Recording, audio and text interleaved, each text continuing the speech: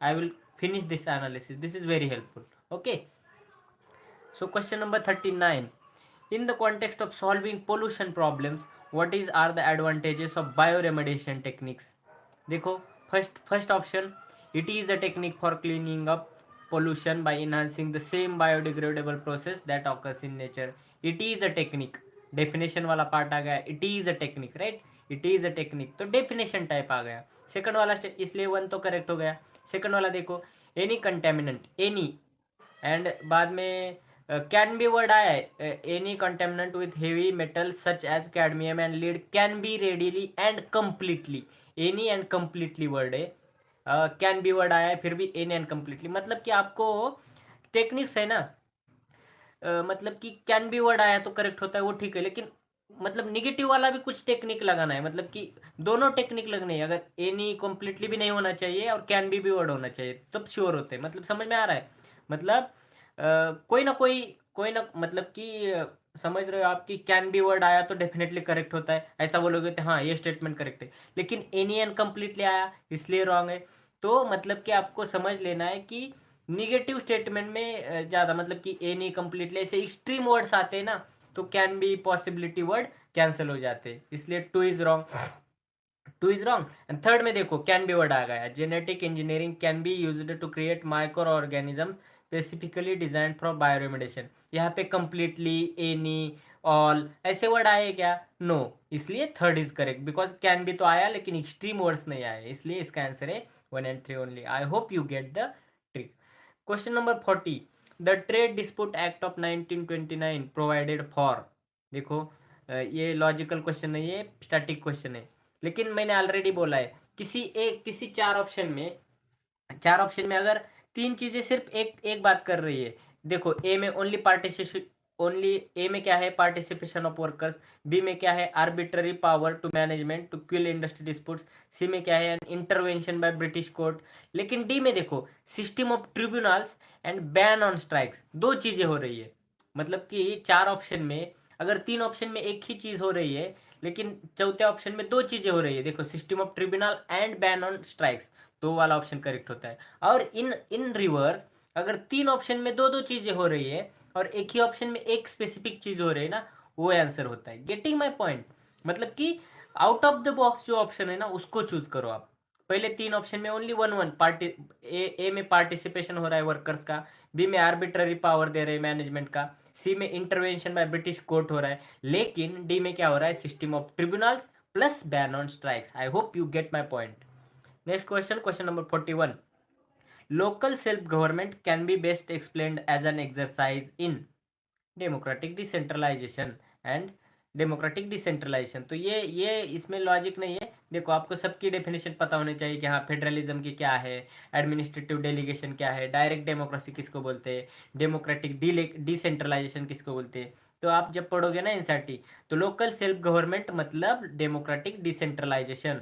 मतलब कि direct democracy तो नहीं है, लेकिन डिसेंट्रलाइजेशन किया है, ऊपर से थोड़े थोड़े काम लोकल बॉडीज को दिए हैं, इसलिए decentralization. Getting my point. Next question, question number 42. Consider the following statements. With reference to the Constitution of India, the directive principle of state policy constitute limitations upon. देखो, लिमिटेशन तो आपको पता है, directive principle limitations नहीं है. Limitation भी नहीं है और ये भी नहीं, जस्ट डायरेक्टिव्स है, वो कंपलसरी भी नहीं है और लिमिटेशन भी नहीं है. इसलिए D is wrong. D is the option, neither one not two. Static question है, आपको डायरेक्टिव प्रिंसिपल के फीचर्स पता होना चाहिए कि it is non enforceable, it does not put any limitation also, and it does not give any authority to the government also. Government decide कर सकता है कब कौन सा डायरेक्टिव प्रिंसिपल लाना है, कब नहीं लाना है. There is no any limitation also, and there is nothing positive, it is different, right. Next question, question number 43. The term digital single market strategy seen in the news refers to. देखो, the term digital single market strategy seen in the news refers to. देखो, first option है ASEAN से, B option है BRICS, C option है European Union, and D option है G20.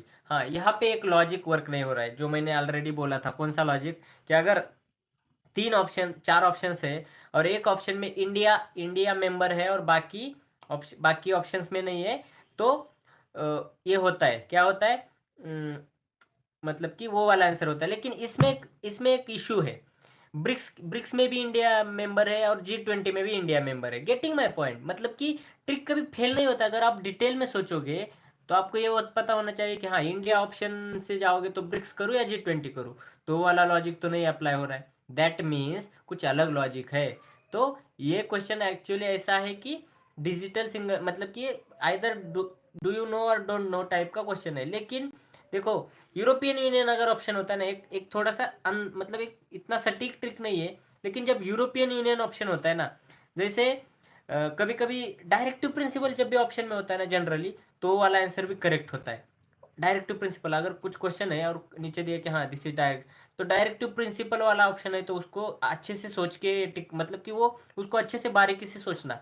उसी तरह European union अगर ऑप्शन में आता है ना, तो वो भी थोड़ा सा ज़्यादा पॉसिबिलिटी होती है। लेकिन it is not the thumb rule. जैसे मैं बाकी टेक्निक्स बोलता हूँ कॉन्फिडेंटली, ये टेक्निक कॉन्फिडेंट नहीं है, ये फैक्चुअल क्वेश्चन था। ये आपको पता होना चाहिए था या नहीं होना चाहिए था, मतलब कि ऐसे टाइप का क्वेश्चन है। तो that is not 100% sure, but European union और डिजिटल सिंगल मार्केट, तो मार्केट मतलब कि यूरोपियन यूनियन एक ऐसा, मतलब कि ये है। देखो देखो, ब्रिक्स जस्ट एक यूनियन, मतलब यूनियन नहीं है ब्रिक्स, जस्ट समिट होता है, राइट। G20 का भी सेम है। तो आसियान एंड यूरोपियन यूनियन थोड़े से स्ट्रॉन्ग यूनियन है। लेकिन आसियान से भी ज़्यादा अच्छा यूनियन है यूरोपियन यूनियन। तो उस तरीके से भी आपको देखना है कि डिजिटल सिंगल मार्केट बोला है तो राइट, लेकिन ये फैक्चुअल है। तो नेक्स्ट क्वेश्चन, क्वेश्चन नंबर 44। तो ये पूरा क्वेश्चन पढ़ लो, इसका आंसर है चंदीपुर। तो मतलब कि ये क्वेश्चन क्या है कि जस्ट मैं एक्सप्लेन कर देता हूँ कि जो बीच है ना, बीच के ऊपर बहुत बहुत लंबा फ्लैट बीच है, ऐसा इसका मीनिंग है। तो कहाँ पे है वो फ्लैट बीच है, मतलब कि पानी अगर थोड़ा बढ़ता है तो बहुत दूर आता है, थोड़ा कम होता है तो बहुत दूर जाता है, इसका मीनिंग वो फ्लैट बीच है। तो उसका आंसर है चंदीपुर। अब आपको क्या करना है, एक्चुअली चंदीपुर क्यों आया था, क्वेश्चन चंदीपुर के ऊपर क्यों आया। चंदीपुर एक साल 2011, 12, 13 में कहीं ना कहीं ऑप्शन में आया था। The UPSC expected you all कि चंदीपुर के बारे में आप सर्च करके रखो कि चंदीपुर की यूनिकनेस क्या है। चंदीपुर सर्च करोगे ना आप, गूगल में डालो Chandipur, what is unique about Chandipur, images में जाओ या न्यूज़ में जाओ या कहीं भी जाओ, आपको वो बीच वाला पार्ट दिखाएगा। इमेजेस में वही आएगा, चंदीपुर यूनिकनेस ऐसा डाल दो आप, आपको बीच बीच दिखेगा, बीच फ्लैट बीच, इसलिए चंदीपुर इज द आंसर। तो आपको अब क्या करना है, भावनगर क्या है, भीमुनी पट्टनम क्या है, नागापट्टिनम क्या है, what are their speciality, everything आपको सर्च करके रखना है एंड नोट्स में आपको वो चीज़ें मिल जाएगी।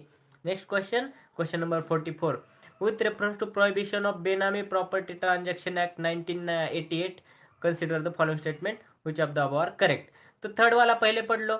देखो, the act provide for 3 authorities, 3 word दिया है for investigation but does not provide any appellate mechanism, any appellate mechanism, मतलब कि अपीलेट मैकेनिज्म नहीं है ऐसा बोल रहा है। थर्ड स्टेटमेंट में क्या बोल रहा है कि अपीलेट मैकेनिज्म तो नहीं है, इसलिए 2 only is the answer, B. B 2, क्योंकि 3 इलिमिनेट हो गया इसलिए सी एंड डी इलिमिनेटेड, तो B 2 only is the answer. तो 1 क्यों नहीं है, देखो, a property transaction is not treated as a benami transaction if the owner of property is not aware of the transaction. देखो ये तो गलत हो गया, अगर मतलब कि किसी ने किसी के नाम पे जानबूझ के कर दिया तो बेनामी थोड़ी, बेनामी नहीं होगा ऐसे थोड़ी है। अगर घुस की कमाई है और किसी और के नाम कर दो, मतलब कि सपोज आपने, किसी ने घुस की कमाई कमाया और मेरे नाम कर दी और मेरे को पता ही नहीं है, तो वो बेनामी तो है ही ना। तो इसलिए 1 इज ऑल्सो रॉन्ग एंड 3 तो रॉन्ग ही है। एंड एनी अपीलेट ट्रिब्यूनल, मतलब कि any appellate mechanism is not there ऐसा ऑप्शन है, इसलिए 3 इज डेफिनेटली रॉन्ग। तो 2 डेफिनेटली करेक्ट है। कैसे, properties held benami are liable for confiscation by the government, definitely. Benami prohibition word आया है, तो बेनामी अगर ट्रांजेक्शन्स हो रहे हैं तो गवर्नमेंट तो कॉन्फिस्केट कर ही देगी, तो 2 only is the answer. Question number 46. Due to some reasons, if there is a huge fall in the population of species of butterflies, what could be its likely consequences or consequences? मतलब कि due to some reasons, if there is a huge fall in the population of species of butterflies, butterfly के spaces के population में अगर huge fall हुआ तो क्या होगा।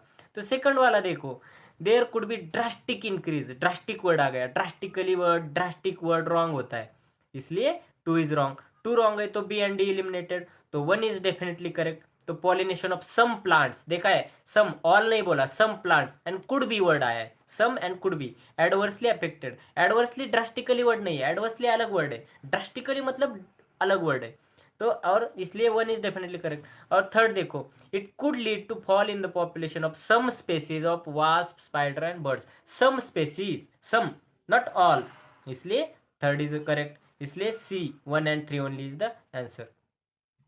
47, it is possible to produce algae based biofuels, but what is are the likely limitations of developing countries in promoting this industry? It is possible to produce algae based biofuels. Okay, it is possible to produce algae based biofuels, but what is are the likely limitations of developing countries in promoting this industry? तो पहला option देख लो, production of algae based biofuels is possible in seas only, possible word आया लेकिन only word आ गया, इसलिए eliminate हो गया 1 ऑप्शन, इसलिए ए एंड डी इलिमिनेट हो गया, तो बी एंड सी बचा। 3 तो डेफिनेटली करेक्ट है, देखो 3 में मे वर्ड आया है, मे, इट मे मतलब कि मे, मस्ट नहीं, मे पॉसिबिलिटी वाला वर्ड है, इसलिए 3 करेक्ट है। और सेकंड में भी देखो, setting up of engineering the algae based biofuels requires high level of expertise oblique technology, oblique वाला लॉजिक आ गया, गेटिंग माई पॉइंट, ऑब्लिक वाला, इसलिए 2 and 3 only is the answer. Question number 48, which of the following are the activities of national nutrition mission? Okay, and 4 option दिए हैं, तो देखो third वाला option, पहले पहला ऑप्शन सीक्वेंस वाइज जाएंगे, टू क्रिएट अवेयरनेस, देखो अवेयरनेस क्रिएट करने वाला ऑप्शन डेफिनेटली करेक्ट होता है, वो मैं बोल देता हूँ, अगर अवेयरनेस क्रिएट करने वाला होता है ना, जस्ट अवेयरनेस क्रिएट करना है, उसमें क्या खर्चा हो रहा है, थोड़ा बहुत होगा, लेकिन अवेयरनेस क्रिएट करने, अवेयरनेस तो जरूरी है, गेटिंग माई पॉइंट, जैसे अवेयरनेस तो डेफिनेटली करेक्ट होता है। सेकंड क्या है, to reduce the incidence of anaemia among young children, adolescent girl and woman, number of चीज़ें, मतलब कि young children, adolescent girl, woman, बहुत सारे लोग, नेशनल न्यूट्रिशन की बात हो रही है, तो अनेमिया कम सब में करना है, रिड्यूस करना ही है, इसलिए 2 इज ऑल्सो करेक्ट। और वैसे भी 1 करेक्ट है, क्यों 1 क्यों करेक्ट है, टू क्रिएट अवेयरनेस, इसलिए 2 तो डेफिनेटली आ रहा है 1 के साथ, क्योंकि ए बी सी दो तीनों में 1 भी है 2 भी है, तो 2 आपको पता भी नहीं था ना, तो भी आप 1 के साथ ही जा सकते हो। थर्ड वाला क्या है, to promote the consumption of millets, coarse cereals and unpolished rice, अभी अनपॉलिश्ड क्यों, पॉलिश राइस से न्यूट्रिशन बढ़ता है, getting my point, unpolish rice से क्यों बढ़ेगा, राइट, पॉलिश मतलब कि हम खरीदते हैं तो कौन सा राइस खरीदते हैं, पॉलिश किया हुआ राइस खरीदते हैं, गेटिंग, इसलिए third is wrong, third mission नहीं है उसका, तो थर्ड रॉन्ग है, तो बी एंड डी एलिमिनेट हो गया। एंड फोर्थ वाला देखो, to promote the consumption of poultry eggs, तो एग भी नहीं है, मतलब कि उसमें क्या है, एग खाओ या कुछ भी खाओ, लेकिन न्यूट्रिशन बढ़ाना है, एग बढ़ाने का मिशन तो ये नहीं है, इसलिए 4 इज ऑल्सो रॉन्ग, इसलिए 1 and 2 only is the answer. थोड़ा सा मतलब कि आपको पता होना चाहिए कि to promote the consumption of poultry egg, poultry egg क्यों, मतलब कि देखो किसी का भी एग खाओ, फिर पोल्ट्री का ही क्यों, समझ में आ रहा है आपको, लेकिन ये नेशनल न्यूट्रिशन मिशन इसके लिए था, promoting the awareness, creating the awareness and reducing the anaemia, ये थर्ड एंड फोर्थ नहीं आता है, लेकिन हाँ आप बोलोगे कि हाँ इसमें प्रमोट हो रहा है, राइट, मतलब कि लॉजिक है, आप ऑलरेडी हमने जो लॉजिक बोला है ना, कि अगर प्रमोट वाला कोई स्टेटमेंट आता है तो डेफिनेटली करेक्ट होता है, लेकिन आपको अब प्रमोट वाला अगर लगाओगे, मतलब कि ऑप्शंस देख के आपको फिर खेलना है, अगर प्रमोट वर्ड के साथ जाओगे तो 3 and 4 दोनों प्रमोट वर्ड है, मैंने ऑलरेडी बोला है कि जब दो ऑप्शन में कुछ सेम वाला लॉजिक होता है ना, प्रमोट, इनेबल्स, और 3 and 4 ही है एक साथ, तो डी ऑप्शन हो गया, लेकिन 1 में तो जस्ट अवेयरनेस बोला है, मतलब कि आपको कभी कभी टेक्निक के अलावा थोड़ा सा सोचना है, हाँ यार टेक्निक तो वर्क हो रहा है, लेकिन ये ऑप्शन मुझे ज़्यादा सही लगा। ऐसे एक्सेप्शनली 2-3 क्वेश्चन होते हैं जिनमें आपका रॉन्ग जा सकता है लॉजिक, या आपको खुद वहाँ पे इनोवेट करना है कि नहीं मुझे थोड़ा सा लॉजिक के आउट ऑफ द बॉक्स भी सोचना है, लेकिन ये बार बार नहीं होता है, ये 2-3 क्वेश्चन में ही होता है। Okay, next question, question number 49, consider the following statements, The Factories Act 1881 was passed with the view to fix the wage of industrial workers and to allow the workers to form trade unions. देखो, एक act जब होता है ना, act तो एक ही चीज करता है, मतलब कि जब फैक्ट्री उस टाइम एक्ट आते थे ना, तो एक ही चीज करता था। तो यहाँ पे क्या क्या कर रहा है, fixing the ways also and forming the trade unions also. तो दोनों चीजें एक साथ एक ही एक्ट में नहीं होगी, इसलिए one is wrong, one wrong.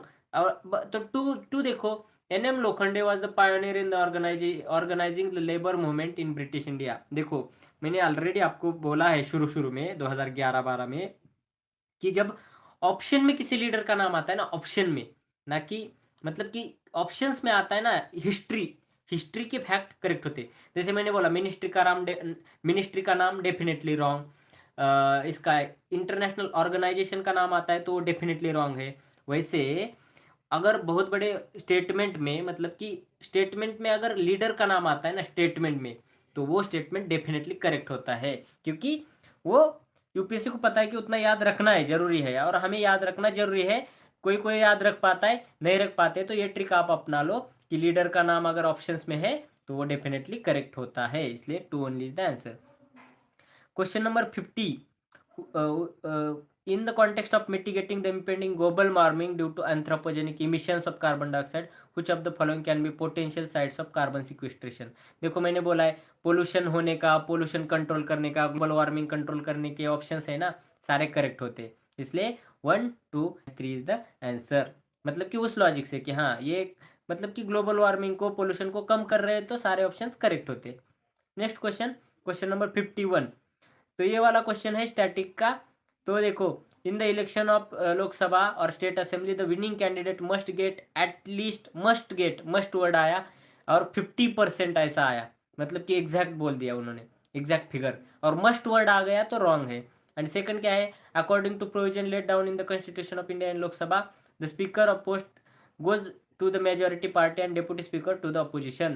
तो ये भी रॉन्ग है, मतलब ये फैक्चुअल क्वेश्चन है, एक्चुअली कन्वेंशन है, नॉट द कॉन्स्टिट्यूशन ने कुछ नहीं बताया कि किसको कौन सी पोजीशन जानी चाहिए, कॉन्स्टिट्यूशन ने नहीं बताया है, तो ये फैक्चुअल है, इसलिए आपको आना मांगता है। Okay, next question, question number 52, which of the following have occurred in India after its liberalisation of economic policies 1991?